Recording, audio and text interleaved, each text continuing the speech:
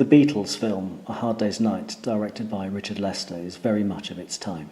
The film was conceived as an exploitation of the band's popularity at the height of Beatlemania and not intended to have any lasting artistic merit. However, whether intentional or not, like everything else touched by the band in the 1960s, it became a classic through being simultaneously popular and accessible, yet highly distinctive, idiosyncratic and experimental. A combination of factors all add up to a film that falls in between the two apparent oppositions of fiction and documentary. These include the innovative use of camera and mise-en-scène, a script by Alan Owen that allows the Beatles to sound natural without stretching their acting talents too much, and the likeability of the band themselves. The film also depicts a contemporary view of Britain in several implicit ways, including national, gender, class and age identity. Lester's representation of the Beatles is simultaneously fact and fiction, in that the band are playing themselves, or at least the versions of themselves familiar to the paying public.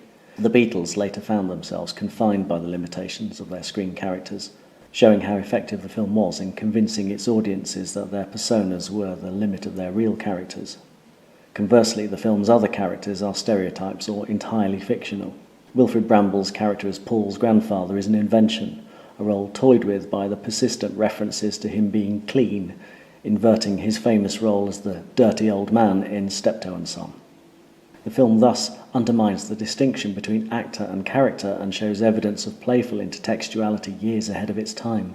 In Peter Jackson's Get Back documentary, it is astonishing to hear the band 5 years later still quoting this line from their fictionalised selves from their first film.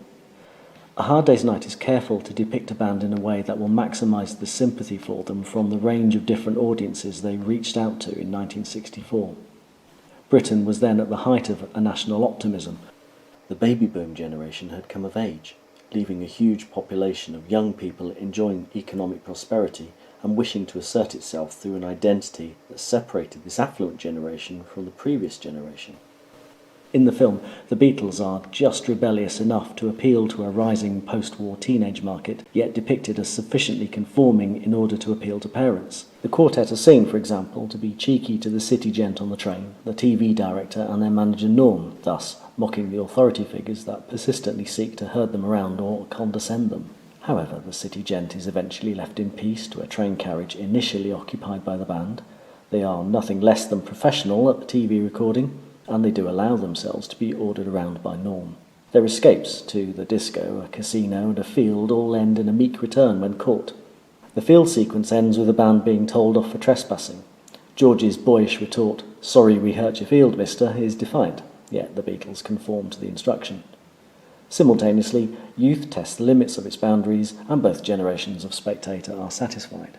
The generational divide is further highlighted in the loud, quiet juxtaposition between the Beatles enjoying the party and the grandfather in the near-silent casino. Norm and Shake soon turn up to stop the fun and remind both the Beatles and the grandfather of their responsibilities. Freedom, it seems, to the older post-war generation of 1964 should still be rationed. The fact that the script mimics the band's actual banter naturally adds to the blurred distinction between reality and fiction, as does the minimal plot. The film is essentially 36 hours in the life of the Beatles, which did indeed consist of a lot of escaping from screaming girls and travelling from one TV recording to the next. Lester's use of mise-en-scène reflects this and comments on the Beatles' reality. The band are consistently confined in different ways, and the low ceilings, tight train corridors and cramped backstage rooms reflect this, as did the frequent references to imprisonment. Paul's grandfather calls them his prisoners. He and Ringo are later arrested, and finally the grandfather is seen handcuffed to Shake at the concert. The sequence where the Beatles have moved from their first-class carriage to the train luggage compartment places them in a cage, with swooning fans staring at them like zoo animals. In addition, the cinema verite style of occasionally shaky handheld cameras, jump cuts, off-centre framing, inclusion of mistakes, such as George's stumble in the opening shot or his knocking the amp over during their rehearsal, cameras in full view at the recording, shots of TV screens to highlight the editing and broadcast element, and the use of black and white film stock all add to the image of the film as a contemporary documentary. The deliberate use of lens flare, ubiquitous now of course, was also innovative at a time when this was generally regarded as an error in cinematography. Much of the action takes place in real locations, yet much of the action is set in a film studio with artificial sets being erected around the band. This game playing with illusion and reality is particularly notable in the film's toying with appearance. Paul's grandfather shifts between the persona of a waiter and a rich lord at the casino simply by draping a towel over his arm. No one recognises Ringo when he dons a hat and coat, nor Paul in a false beard, because they are no longer dressed as Beatles.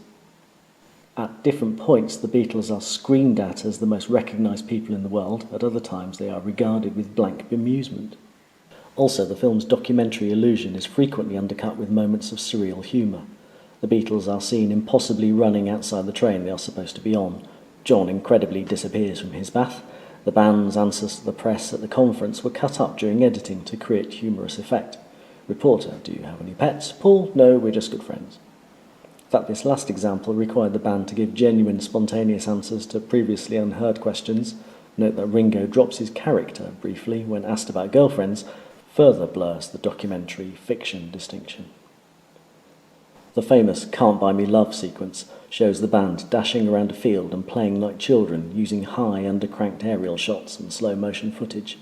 This escape from confinement, reflected in the wide open spaces and exuberant choice of song, is a moment of pure cinematic expressionism. The footage provides no narrative advancement and, in combination with a prominent non-diegetic use of the song, digresses hugely from the documentary style into a sequence that allows the spectator to experience the unbounded joy the band feel at their moment of freedom. At one point in the sequence, the Beatles take over the cameras and film themselves, taking selfies in the middle of their own movie. This scene begins with Ringo's cry of "We're out!" announcing the joy the band feel at their temporary freedom. It is through this playfulness and their evident pleasure in their music that the band is consistently seen to be enjoying the fruits of their working like dogs. Much of the rest of their activities concern them with their duties and obligations, being set chores, such as looking after Paul's grandfather, answering fan mail and meeting the press. In contrast, the many episodes of the band attempting to escape their screaming fans suggest that the loss of their individual freedom, hidden behind the image of being Beatles, is what allows their young, particularly female, audience to achieve release from their ordinary lives. The fans in the film are free to express the full extent of their ecstasy at the sight of their idols. The society of A Hard Day's Night is loose and swinging enough to permit this, though it is carefully supervised by a parental generation. Youth hysteria is allowed, but only at the appropriate setting of a Beatles concert.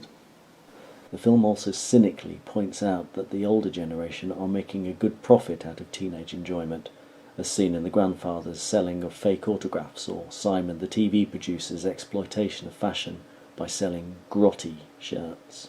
The Beatles themselves are shown as free from this cynicism, just wanting to have fun. The film also allows the 21st century viewer to witness the beginning of the end of the age of class deference and the growing generation gap that would become wider over the coming years, partially down to the influence of the Beatles. For instance, a north-south divide is clear in that the Beatles begin the film with a journey south to London. Ringo even shouts "Southerner" at a policeman. The band and their Scouse entourage are depicted as loyal to each other, despite the banter, and honest, except for the grandfather.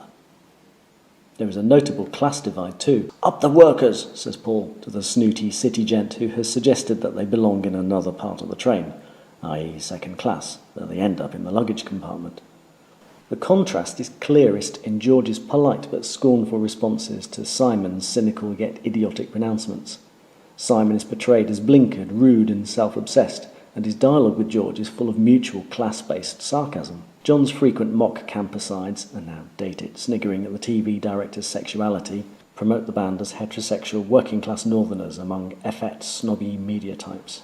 Compare this with the sequence in which Ringo shows evident interest in Charlie the teenage truant's description of his school friends, clearly a relatable reflection of the Beatles themselves. Finally, the society portrayed in the film is almost entirely white, reflecting a monocultural image of early 60s Britain. The policeman who arrests Ringo refers to him as an aborigine, showing the race attitudes of the time. Also, the film is dominated by male characters.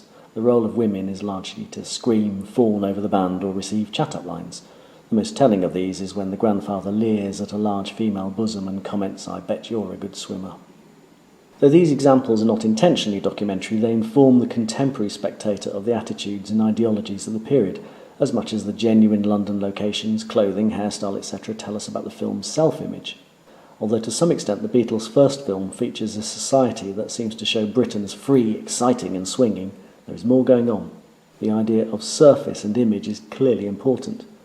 Overall, rather than merely pretending to be a documentary, A Hard Day's Night manages to pull off the feat of being both a fiction and a documentary of Britain in the mid-1960s and a fiction and documentary about the Beatles in the mid-1960s at the same time.